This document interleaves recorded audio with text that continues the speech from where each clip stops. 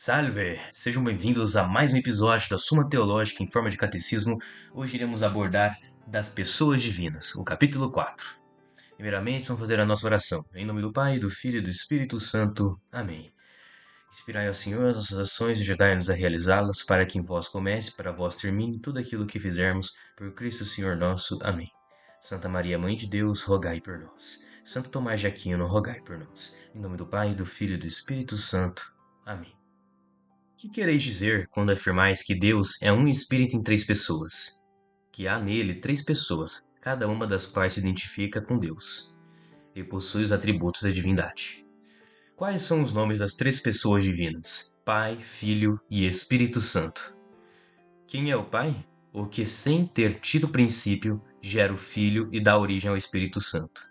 Quem é o Filho? O gerado pelo Pai, e do qual, conjuntamente com o Pai, procede o Espírito Santo. Quem é o Espírito Santo? O que procede do Pai e do Filho. As pessoas divinas são distintas de Deus em si mesmo? Não, Senhor. São distintas entre si? Sim, Senhor.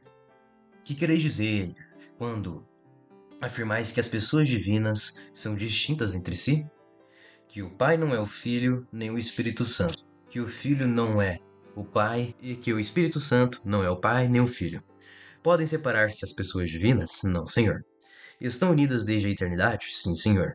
Possui o Pai com relação ao Filho tudo o que temos visto a Deus, que há Deus? Sim, Senhor. E Filho com relação ao Pai também. E o Pai e o Filho com relação ao Espírito Santo também. E o Espírito Santo com relação ao Pai e ao Filho? Sim, Senhor. Logo, são três deuses com conexões eternas? Não, Senhor. São três pessoas que se identificam com Deus, apesar do que permanecem realmente distintas.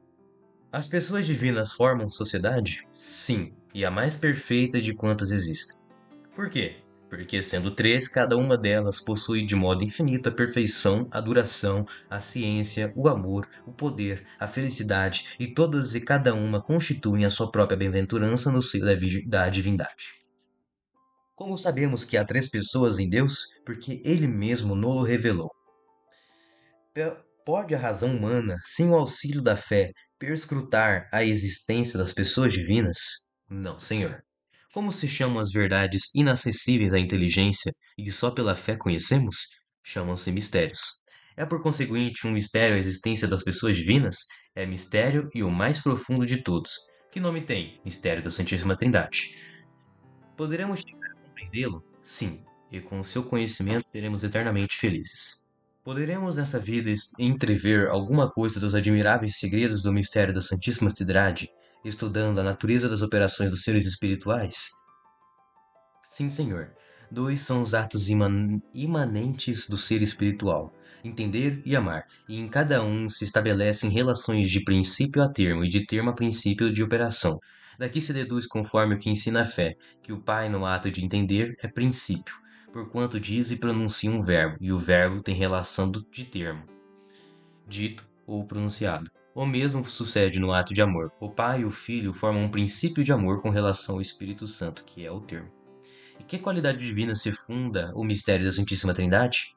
Na fecundidade e riquezas infinitas da divina natureza, em virtude da qual se estabelecem em Deus misteriosas processões de origem. Como se chamam as processões de origem? Geração e processão. Que se deduz da existência de geração e processão? Que entre os dois termos de cada processão há relação real constituída pelos mesmos termos. Quantas e quais são as relações em Deus? São quatro: paternidade, filiação, inspiração ativa e processão inspiração passiva. Pode ser processão ou inspiração, isso eu quis dizer. Relação é o mesmo que pessoa divina? Sim, Senhor. Porque, sendo quando as relações não são mais que três as pessoas? Porque a relação chamada inspiração ativa não só não se opõe relativamente à paternidade e à filiação, mas convém a uma e a outra. Portanto, as pessoas constituídas pela paternidade e pela filiação podem e devem ser sujeitos da inspiração ativa, a qual não constitui pessoa, senão que convém conjuntamente às pessoas do Pai e do Filho. Guardam ordem entre si as pessoas divinas? Sim, guardam a ordem de origem, em virtude da qual o Pai pode enviar o Filho e o Filho enviar o Espírito Santo. As ações divinas, excetuando os atos de noção, gerar e inspirar, são comuns às três pessoas? Sim, senhor. Assim, o conhecer e amar de Deus é um ato só realizado pelas três pessoas. E, bem assim, todas as ações divinas que produzam algo de extrínseco à divindade. Não há, apesar disso, alguns atos que se atribuem especialmente a determinadas pessoas? Sim, senhor. Atribuem-se-lhes em virtude de certa conveniência entre aqueles atos e os caracteres distintivos da pessoa. Assim, por apropriação, se atribui ao Pai a onipotência, ao Filho a sabedoria e a bondade ao Espírito Santo, ainda que os três são igualmente poderosos, sábios e bons. Logo, sempre que falamos de Deus em relação com o mundo, entendemos falar dele como uno na essência e treino em pessoas? Sim, senhor. Exceto quando falamos da pessoa do Verbo no mistério da encarnação. Pois bem, acabamos aqui no capítulo 4 de leitura, agora vamos aos comentários. Aqui hoje vai ser mais breve, então vamos lá. Basicamente, né, uma coisa que eu gosto muito são os santos irlandeses, em especial São Patrício, na explicação da Trindade, mas também, eu acho que é da mesma região, pelo menos mais antigamente, né, os celtas, né, que depois que foram convertidos, né, os povos celtas, manteve algumas simbologias. Aí, assim, de santos do século VI, né, da Irlanda, né, principalmente nesse século, temos várias produções irlandesas muito massas. Aí, as duas representações que mais me chamam a atenção, que, assim, que realmente são muito boas para explicar a Trindade, ao meu ver, é o Trevo de São Patrício e a Triqueta Celta.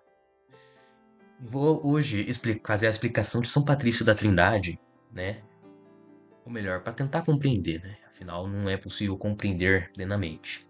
Assim como um trevo tem três folhas distintas, é uma única planta.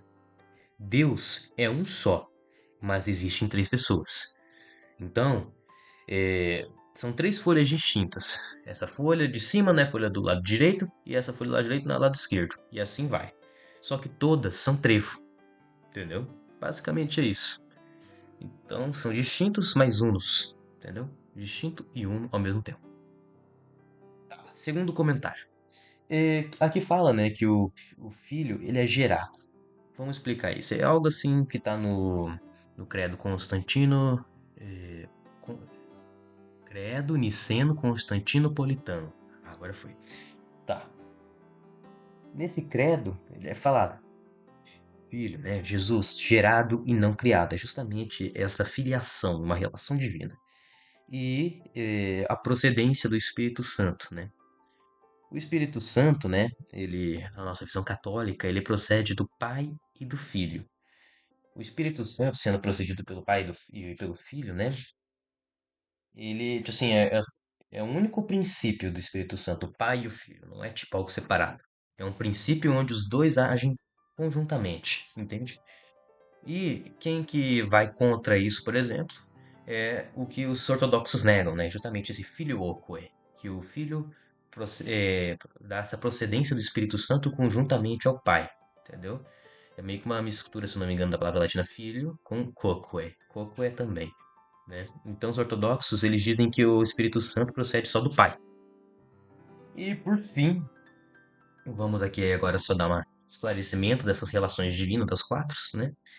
Bom, tem a paternidade, o pai gera o filho, tem a filiação, filho gerado pelo pai, tem a processão ativa, que o pai e o filho procedem o Espírito Santo, e tem a processão passiva, processão passiva, que o Espírito Santo é procedido pelo pai e o filho.